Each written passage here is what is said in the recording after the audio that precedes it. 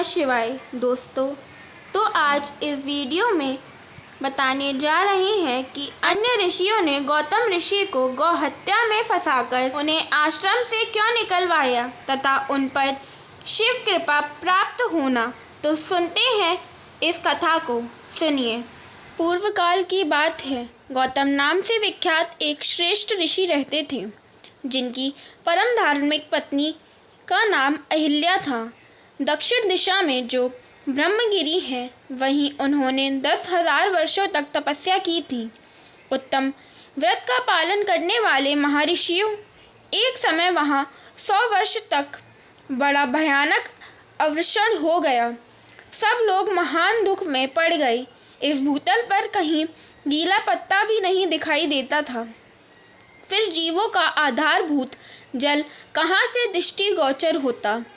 उस समय मुनि, मनुष्य, पशु, पक्षी और मृग सब वहाँ से दशों दिशाओं को चले गए। तब गौतम ऋषि ने 6 महीने तक तप करके वरुण को प्रसन्न किया। वरुण ने प्रकट होकर वर मांगने को कहा। ऋषि ने वृष्टि के लिए प्रार्थना की। वरुण ने कहा, देवताओं के विधान के विरुद्ध वृष्टि न करके मैं तुम्हारी इच्छा के अनुसार तुम्हें सदा अक्षय रहने वाला जल देता हूँ। तुम एक गड्ढा तैयार करो। गौतम ने 1 हाथ गहरा गड्ढा खोदा और वरुण ने उसे दिव्य जल के द्वारा भर दिया तथा परोपकार से सुशोभित होने वाले मुनिश्रेष्ठ गौतम से कहा, महामुनि, कभी क्षीण न होने वाला यह जल तुम्हारे लिए तीर्थ रूप होगा और पृथ्वी पर तुम्हारे ही नाम से इसकी ख्याति होगी। यहाँ किए हुए दान, होम, तप, देव पूजन तथा पितरों का श्राद्ध सभी अक्षय होंगे। ऐसा कहकर उन महर्षि से प्रसन्नित हो वरुण देव अंतर्ध्यान हो गए।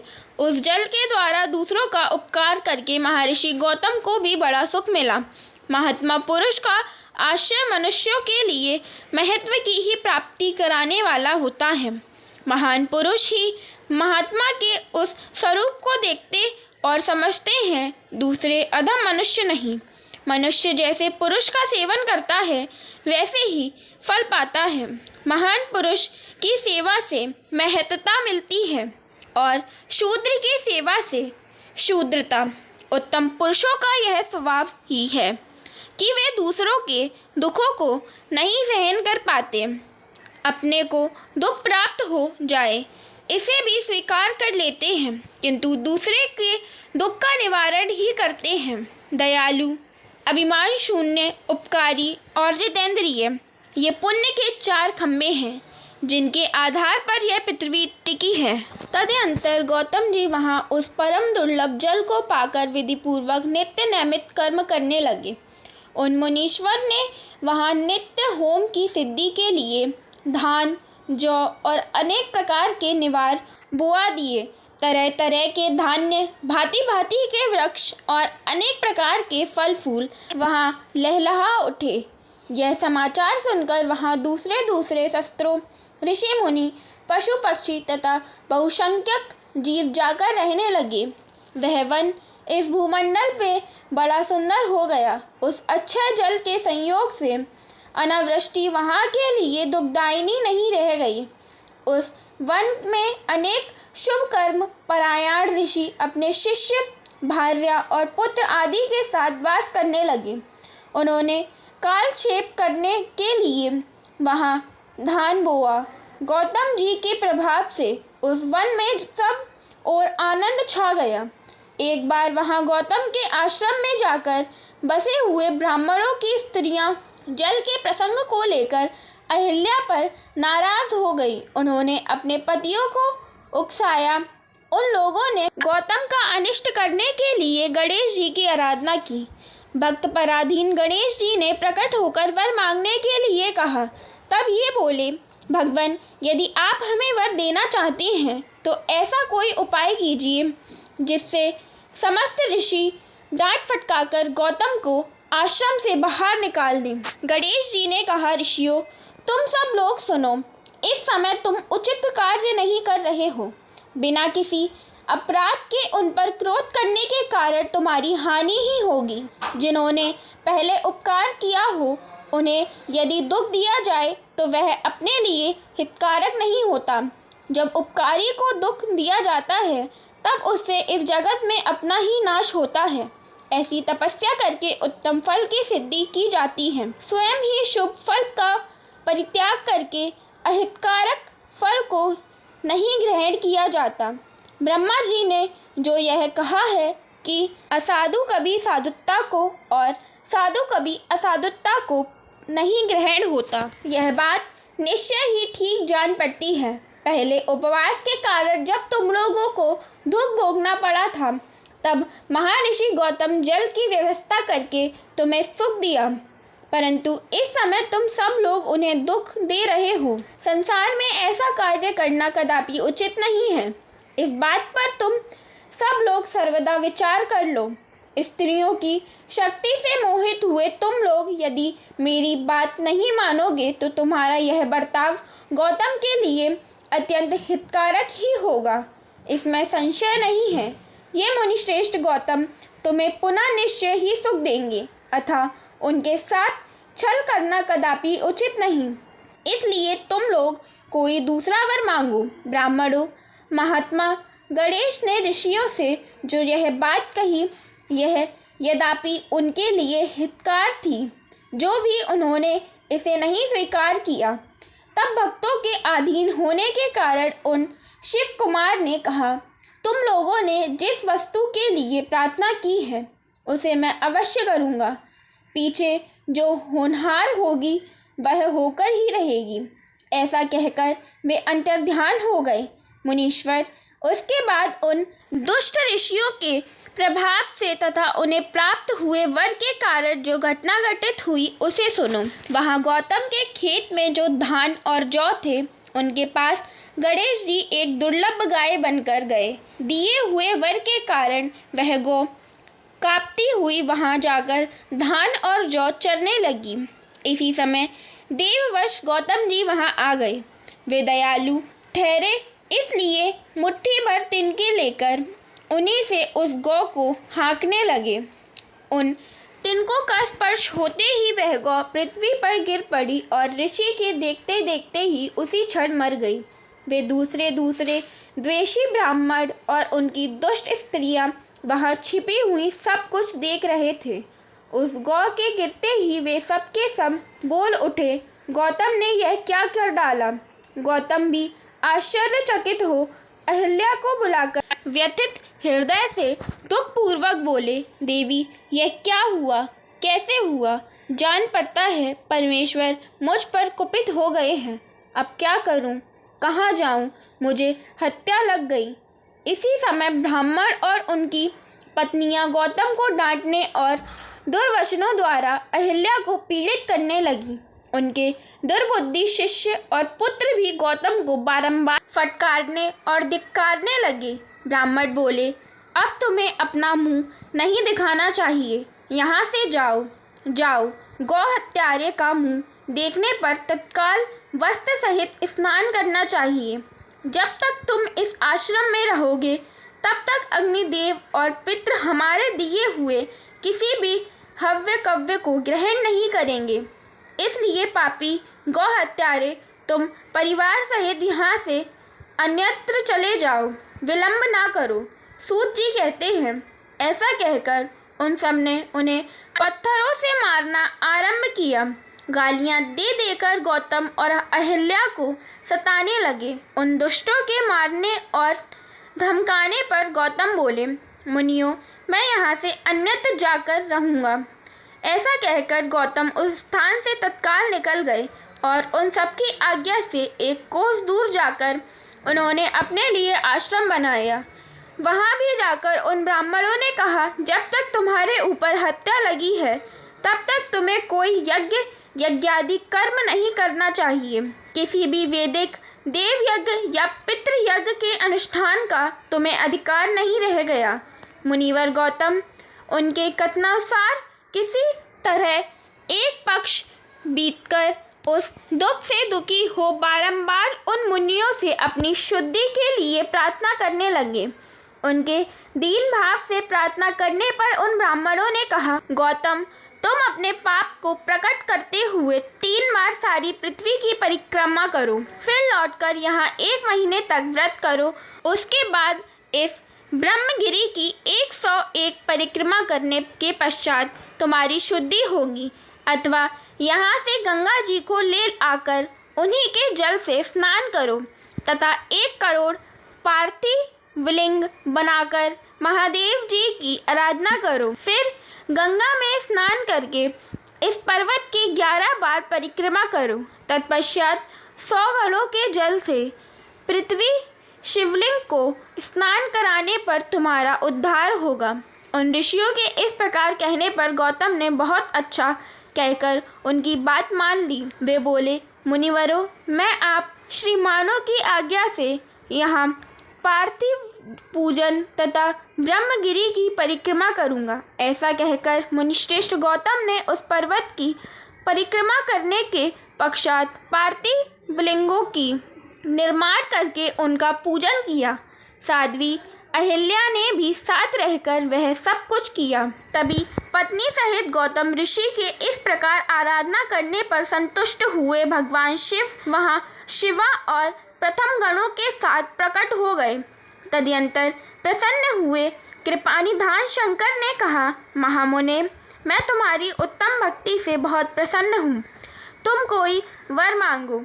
उस समय महात्मा शंभु के सुंदर रूप को देखकर आनंदित हुए गौतम ने भक्ति भाव से शंकर को प्रणाम करके उनकी स्तुति की। लंबी स्तुति और प्रणाम करके दोनों हाथ जोड़कर वे उनके सामने खड़े हो गए और बोले, देव, मुझे निष्पाप कर दीजिए। भगवान शिव ने कहा, मुने, तुम धन्य हो, कृतकृत्य हो और सदा ही निष्पाप हो।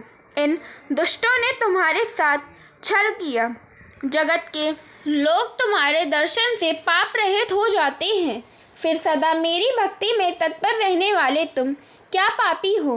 मुने, जिन दुरात्माओं ने तुम पर अत्याचार किया है वे ही पापी, दुराचारी और हत्यारे हैं। उनके दर्शन से दूसरे लोग पापिष्ट हो जाएंगे। वे सब के सब कृतज्ञ हैं, उनका कभी उद्धार नहीं हो सकता। महादेव जी की यह बात सुनकर महर्षि गौतम मन ही मन बड़े विस्मित हुए। उन्होंने भक्ति पूर्वक शिव को प्रणाम करके हाथ जोड़ पुनः इस प्रकार कहा। गौतम बोले, महेश्वर, उन ऋषियों ने तो मेरा बहुत बड़ा उपकार किया। यदि उन्होंने यह बर्ताव ना किया होता तो मुझे आपका दर्शन कैसे होता। धन्य है वे महर्षि जिन्होंने मेरे लिए परम कल्याणकारी कार्य किया है। उनके इस दुराचार से ही मेरा महान स्वार्थ सिद्ध हुआ। गौतम जी की यह बात सुनकर महेश्वर बड़े प्रसन्न हुए। उन्होंने गौतम को कृपा दृष्टि से देखकर उन्हें शीघ्र ही यो उत्तर दिया। शिव जी बोले, विप्रवर, तुम धन्य हो, सभी ऋषियों में श्रेष्ठतर हो। मैं तुम पर बहुत प्रसन्न हुआ। ऐसा जानकर तुम मुझसे उत्तम वर मांगो। गौतम बोले, नाथ, आप सच कहते हैं। तथापि 5 आदमियों ने जो कह दिया या कर दिया वह अन्यथा नहीं हो सकता। अतः जो हो गया सो रहे। देवेश, यदि आप प्रसन्न हैं तो मुझे गंगा प्रदान कीजिए और ऐसा करके लोक का महान उपकार कीजिए। आपको मेरा नमस्कार है, नमस्कार है। क्यों कहकर गौतम ने देवेश्वर भगवान शिव के दोनों चरणविंद पकड़ लिए और लोकहित की कामना से उन्हें नमस्कार किया। तब शंकर देव ने पृथ्वी की और स्वर्ग के सारभूत जल को निकालकर, जिसे उन्होंने पहले से ही रख छोड़ा था, और विवाह में ब्रह्मा जी के दिए हुए जल में से जो कुछ शेष रह गया था वह सब भक्तवत्सल शंभु ने उन गौतम मुनि को दे दिया। उस समय गंगा जी का जल परम सुंदर स्त्री का रूप धारण करके वहाँ खड़ा हुआ। तब मुनिवर गौतम ने उन गंगा जी की स्तुति करके उन्हें नमस्कार किया। गौतम बोले, गंगे, तुम धन्य हो, कृतकृत्य हो। तुमने संपूर्ण भुवन को पवित्र किया है, इसलिए निश्चित रूप से नरक में गिरते हुए मुझ गौतम को पवित्र करो। तदनंतर शिव जी ने गंगा से कहा, देवी, तुम मुनि को पवित्र करो और तुरंत वापस न जाकर वैवस्वत मुनि के 28वें कलयुग तक यहीं रहो। गंगा ने कहा, महेश्वर, यदि मेरा महात्म्य सब नदियों से अधिक हो और अंबिका तथा गंगों साथ आप भी यहाँ रहें, तब मैं इस धरातल पर रहूँगी। गंगा जी की यह बात सुनकर भगवान शिव बोले, गंगे, तुम धन्य हो, मेरी बात सुनो, मैं तुमसे अलग नहीं हूँ, तथापि मैं तुम्हारे कथनानुसार यहाँ स्थित रहूँगा, तुम भी स्थित हो। अपने स्वामी परमेश्वर शिव की यह बात सुनकर गंगा ने मन ही मन प्रसन्न हो उनकी भूरी भूरी प्रशंसा की। इसी समय देवता, प्राचीन ऋषि, अनेक उत्तम तीर्थ और नाना प्रकार के क्षेत्र वहां आ पहुँचे। उन सब ने बड़े आदर से जय जयकार करते हुए गौतम, गंगा तथा गिरिशाई शिव का पूजन किया। तदनंतर उन सब देवताओं ने मस्तक झुकाकर, हाथ जोड़कर उन सब की प्रसन्नता पूर्वक स्तुति की। उस समय प्रसन्न हुई गंगा और गिरीश ने उनसे कहा, श्रेष्ठ देवताओं, वर मांगो, तुम्हारा प्रिय करने की इच्छा से वह वर हम तुम्हें देंगे। देवता बोले, देवेश्वर, यदि आप संतुष्ट हैं और सरिताओं में श्रेष्ठ गंगे, यदि आप भी प्रसन्न हैं, तो हमारा तथा मनुष्यों का प्रिय करने के लिए आप लोग कृपा पूर्वक यहाँ निवास करें। गंगा बोली, देवताओं, फिर तो सबका प्रिय करने के लिए आप लोग स्वयं ही यहाँ क्यों नहीं रहते? मैं तो गौतम जी के पाप का प्रक्षालन करके जैसे आई हूँ उसी तरह लौट जाऊंगी। आपके समाज में यहाँ मेरी कोई विशेषता समझी जाती है, इस बात का पता कैसे लगे? यदि आप यहाँ मेरी विशेषता सिद्ध कर सके तो मैं अवश्य यहाँ रहूँगी, इसमें संशय नहीं है। सब देवताओं ने कहा, सरिताओं में श्रेष्ठ गंगे, सबके परम सुहृद बृहस्पति जी जब जब सिंह राशि पर स्थित होंगे, तब तब हम सब लोग यहाँ आया करेंगे, इसमें संशय नहीं है। 11 वर्षों तक लोगों का जो पातक यहाँ प्रचालित होगा, उससे मलिन हो जाने पर हम उसी पाप राशि को धोने के लिए आदर पूर्वक तुम्हारे पास आएंगे। हमने यह सर्वदा सच्ची बात कही है। सरिद्वरे, महादेवी अतः तुमको और भगवान शंकर को समस्त लोकों पर अनुग्रह तथा हमारे प्रिय करने के लिए यहाँ नित्य निवास करना चाहिए। गुरु, जब तक सिंह राशि पर रहेंगे तभी तक हम यहाँ निवास करेंगे। उस समय तुम्हारे जल में त्रिकाल स्नान और भगवान शंकर का दर्शन करके हम शुद्ध होंगे, फिर तुम्हारी आज्ञा लेकर अपने स्थान को लौटेंगे।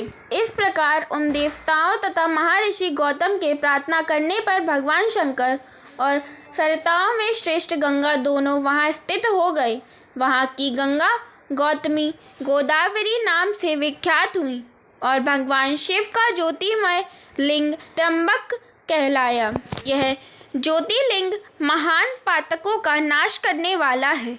उसी दिन से लेकर जब तक बृहस्पति सिंह राशि में स्थित होते हैं, तब तब सब तीर्थ क्षेत्र, देवता, पुष्कर आदि सरोवर, गंगा आदि नदियाँ तथा श्री विष्णु आदि देवगण अवश्य ही गौतमी के तट पर पधारते और वास करते हैं। जो भक्ति भाव से इस त्र्यंबक लिंग का दर्शन, पूजन, स्तवन एवं वंदन करता है, वह समस्त पापों से मुक्त हो जाता है। तो बोलिए पार्वती पद हर हर महादेव की जय। ओम नमः शिवाय।